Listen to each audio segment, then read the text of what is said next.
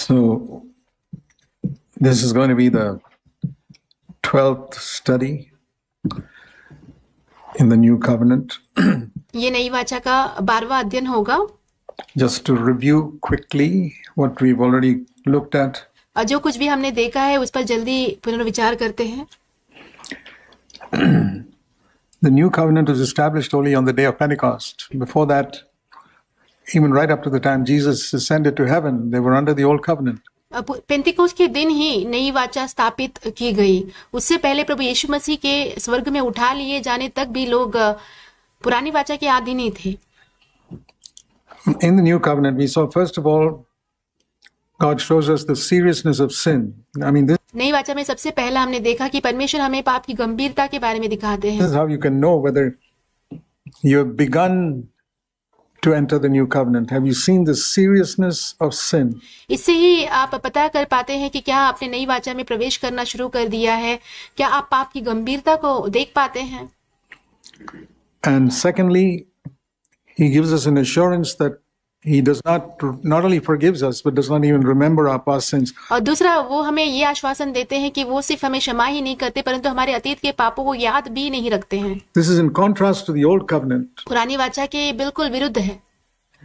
And the third, the Holy Spirit reveals God as our Father. और तीसरा, पवित्र आत्मा हमें परमेश्वर को हमारे पिता के रूप में प्रकट करके देता है. And fourth, God gives us both the desire and the ability to do His will. और चौथा, परमेश्वर हमें परमेश्वर की इच्छा करने की अभिलाषा और क्षमता दोनों देते हैं. Which is not there under the Old Covenant. जो कि पुरानी वाचा में नहीं था. And fifth, the main thing in the Christian life is to love Jesus supremely. और पांचवा, मसीही जीवन का मुख्य बात है कि प्रभु यीशु मसीह से सर्वोच्च प्रेम करना. And the Holy Spirit comes within us to do that. और पवित्र आत्मा हमारे भीतर आता है वो करने के लिए. And number 6, to take up the cross every day and bear the dying of Jesus constantly. और छठा जो है प्रतिदिन क्रूस उठाना और प्रभु यीशु मसीह की मृत्यु को लगातार लिए चलना. Which is unheard of in the Old Covenant. जिसके बारे में पुरानी वाचा में सुना नहीं गया था. And number 7, to be detached from the love of possessions and money. और सातवां, पैसों की और संपत्ति के प्रेम से अलग हो जाना. In the Old Covenant, money was an indication of God's blessing. पुरानी वाचा में पैसा जो था वो परमेश्वर के आशीष को दिखाता था. Number 8, the Holy Spirit keeps us constantly in the presence of Christ. और आठवां, पवित्र आत्मा लगातार हमें प्रभु यीशु मसीह की उपस्थिति में रखता है. Which they never had in the Old Covenant. जो कि पुराने वाचा में उनके पास नहीं था. And number 9, Satan's been defeated. और 9वां, शैतान हरा दिया गया है. And God gives us light on Satan's tactics. We can always overcome Satan. और परमेश्वर हमें शैतान की युक्तियों पर ज्योति देते हैं. हम हमेशा शैतान के ऊपर जय पा सकते हैं.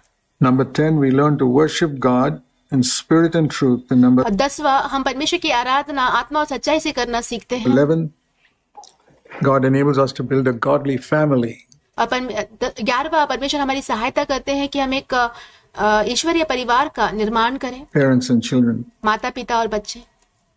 So the last thing we want to see today और आखिरी बात जो आज हम देखेंगे is that unlike in the Old Covenant where there were a congregation is a group of people. पुराने वाचा के समान नहीं जहाँ पे वहाँ पे एक मंडली या समूह के लोग या झुंड था. And it's very easy for this group also to be a congregation. और यहाँ पे ये जो समूह बैठा है इनको भी एक झुंड या मंडली बनना जो है बहुत आसान है. In the New Covenant, it is a body. नई वाचा में ये एक शरीर है. Christ builds a body. मसीह एक शरीर का निर्माण करता है. There's a lot of difference between a congregation and a body. एक समूह और शरीर के बीच में बहुत बड़ा अंतर है. In a medical college, when they study anatomy, एक मेडिकल कॉलेज में जब वहाँ पे शरीर रचना विज्ञान सिखाया जाता है, which is the study of the human body, जो कि मानवीय शरीर के बारे में अध्ययन करना है. in the laboratory they'll have a dead body. वहाँ पे उनके लेबोरेटरी में एक मृतक शरीर होगा. With all the hands, every part of the body is there and you can study it. वहाँ पे शरीर का हर एक अंग रखा होगा और आप उस पर अध्ययन कर सकते हैं. A church can be like that. कलीसिया भी ऐसा हो सकता है. Hands, eyes, legs, every part of the body, but no connection. हाथ होंगे, पैर होंगे, आंख होंगे, शरीर का हर एक अंग वहां पे होगा, पर कोई जुड़ाव या संबंध नहीं होगा। So, if you're a part of a church where you're not connected in love with others, यदि आप एक कलीसिया के भाग हैं जहां पे आप दूसरों के साथ प्रेम से जुड़े हुए नहीं हैं, it's like a husband and wife. They can live together for years and not connected in love. In fact, most marriages in the world are like that. वो एक पति पत्नी के जिस समान हो सकते हैं, जो कि बहुत ही वर्षों से साथ में रह रहे हैं फिर भी प्रेम से जुड़े हुए नहीं हैं। दुनिया में ऐसे बहुत सारे शादियां हैं ऐसे Husband and wife never become one. जहाँ पे पति पत्नी कभी भी एक नहीं होते हैं। They live in the same house, वो एक ही घर में तो रहते हैं, constantly fighting, arguing, and so many. They never become one. वो लगातार लड़ते हैं, झगड़ते, विवाद करते हैं, पर कभी भी एक नहीं बनते। And most churches are also like that. और अधिकतर जो कलीसियां हैं वो भी वैसी ही हैं। People don't become one with each other. लोग एक दूसरे के साथ एक नहीं होते हैं। They come and sit in the same meeting, वो आकर एक ही सभा में बैठे होते हैं, but they have all types of wrong attitudes and everything else against each other, and they have prejudices and और एक दूसरे के साथ उनके व्यवहार अच्छे नहीं होते हैं, गलत होते हैं, दूसरे लोगों के बारे में विचार उनके अलग होते हैं, they don't like certain people. कुछ लोगों को पसंद नहीं करते हैं, They all sit in the same church. और वे सारे लोग एक ही कलीसिया में बैठे रहते हैं। It's hypocrisy. ये पाखंडीपन है।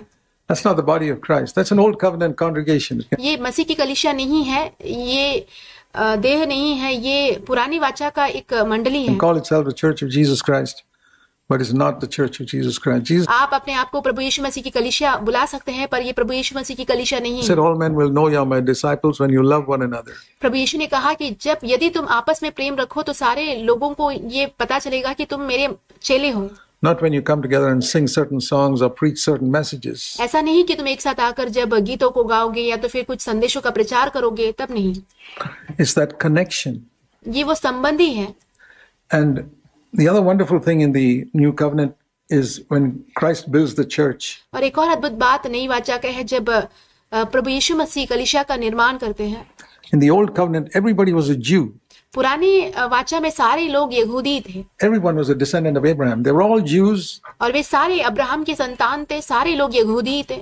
And it's very easy to love people of the same race. और एक ही जात के लोगों से प्रेम करना जो है बहुत आसान हो जाता है।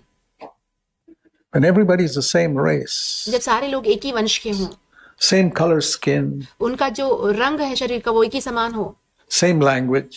एक ही भाषा बोलते हो। That's how it was in the old covenant. पुरानी वाचा में ऐसा ही था। You looked around and everybody looked the same. उन्होंने आसपास देखा और सभी लोग एक ही समान दिखते थे। And very easy to love one another. ऐसे एक दूसरे से प्रेम करना बहुत आसान है। But when it came to the new covenant, पर जब नई वाचा की बात आई, we read in Colossians in chapter 3. हम पढ़ते हैं कुलुस्सियों उसके 3 अध्याय में। Now these are practical truths, and if we don't apply them, और ये व्यवहारिक सच्चाइयां हैं, और यदि हम इसको लागू नहीं करेंगे, this can be new covenant Christian fellowship, but actually an old covenant church. हो सकता है कि ये नई वाचा का मसीही संगति हो, पर पुरानी वाचा की कलीसिया हो।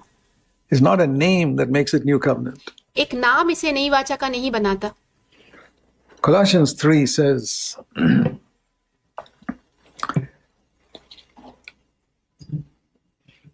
it says here in Colossians chapter 3 and verse 10, यहाँ पे कुलुस्सियों 3 अध्याय उसके 10वें वचन में कहा गया है, you have put on the new self, renewed to a true knowledge according to the image of the one who created him. And listen to this. और नए मनुष्यत्व को पहन लिया है, जो अपने सृजनहार के स्वरूप के अनुसार ज्ञान प्राप्त करने के लिए नया बनता जाता है। ये सुनिए आप। This renewal, there is no distinction और इस नए बनने में कोई भी पक्षपात नहीं है। between Greek and Jew. यूनानी और यहूदी के बीच कोई पक्षपात नहीं The है। word Greek means Gentile, which means a non-Jew. यूनानी यानी कि अन्य जाति का, जो कि गैर यहूदी है। You know, the Jews used to get up, I've heard, they used to get up in the morning and say, Lord, I thank you that I'm not a Gentile and I'm not a slave, but I'm a Jew. और मैंने ये सुना है कि यहूदी जो होते हैं सुबह उठकर ऐसे प्रार्थना करते हैं, प्रभु धन्यवाद कि मैं एक अन्य जाति का नहीं हूँ, एक दास नहीं हूँ, यहूदी हूँ, इसलिए धन्यवाद। They were so proud of their ancestry. उनके वंशावली को लेकर वो बहुत ज्यादा गर्व करते हैं। And there are Christians who come to church. I've seen this in India. I've seen it in every part of the world. और ऐसे मसीही भी हैं जो कलीसिया में आते हैं, मैंने भारत में देखा है, दुनिया के हर जगह मैंने ये देखा है। They are proud of their ancestry. They are proud of their particular race. उनके जो खास वंश, कुल या जात है, उसको लेकर उनको बहुत गर्व होता है I belong to this race, कि मैं इस जात का हूँ, इस वंश का हूँ, which is superior to other races. जो कि दूसरी जातों से बहुत ऊंचे स्तर पे है। Such people are a poison in the body of Christ. ऐसे लोग मसीह की देह में एक जहर हैं। Here there is no distinction between circumcised, uncircumcised, यहाँ पे खतना या खतना रहित के बीच कोई फर्क नहीं है। barbarian, जंगली Scythian. No, और सकूती। the barbarian is an uncultured person और आप जानते हैं जो जंगली व्यक्ति होता है वो असभ्य, बिना कोई संस्कृति का व्यक्ति होता है। who most of us here are all cultured. We know how to behave, we know how to conduct ourselves in और society. यहाँ पे अधिकतर हम जो लोग हैं, हम बहुत ही संस्कारी हैं, हमें किस तरीके से बर्ताव करना है, कैसे रहना है, सब पता है।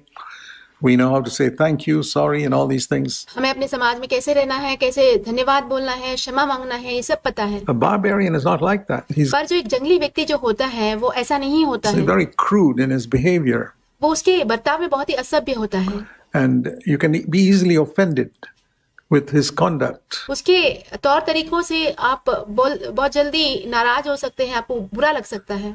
We all prefer to be with people of our similar type. हम सारे लोग जो है ऐसे लोगों के साथ रहना पसंद करते हैं जो कि हमारे ही प्रकार के हों। It makes it much easier because I don't have to deny myself. ये मेरे लिए बहुत आसान हो जाता है क्योंकि मुझे अपने आप को नकारना नहीं पड़ता।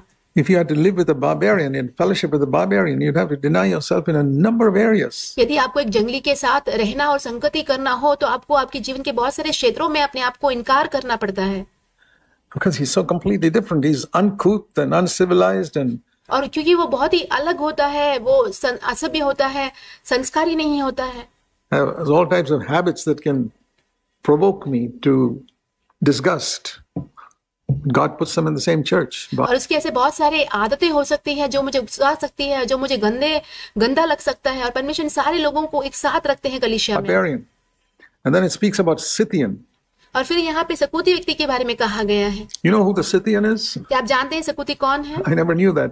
मुझे तो पता ही नहीं था। The Scythian is the one whom barbarian thinks he's a barbarian. ये सकूती व्यक्ति ऐसा व्यक्ति होता है जिसको जंगली व्यक्ति ये समझता है कि वो जो सकूती है वो जंगली है। That's a Scythian. वही है सकूती व्यक्ति। And God put such people together in the church with a cultured, educated Greek. और परमेश्वर इन सारे लोगों को एक साथ एकदम संस्कारी, पढ़ा लिखा यूनानी के साथ रखता है।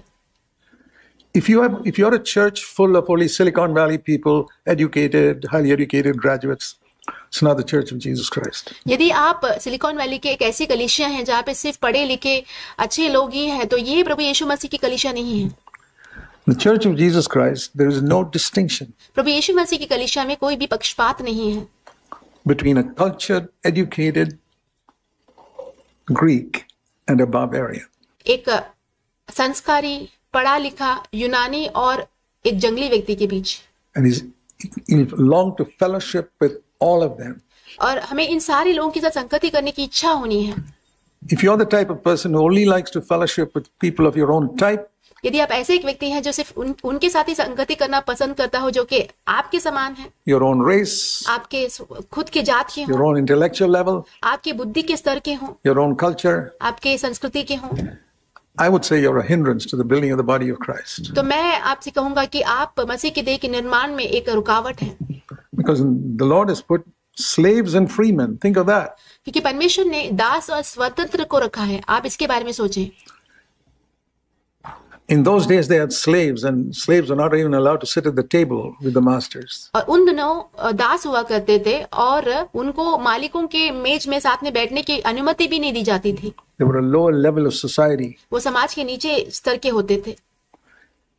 And God has put all of these together and says there's only one thing that unites them, verse 11, Jesus Christ. और परमेश्वर ने इन सारे लोगों को एक साथ रखा है और एक ही बात है जो कि इन सारे लोगों को एकत्रित करता है, वो है वाक्य 11 में लिखा है प्रभु यीशु मसीह।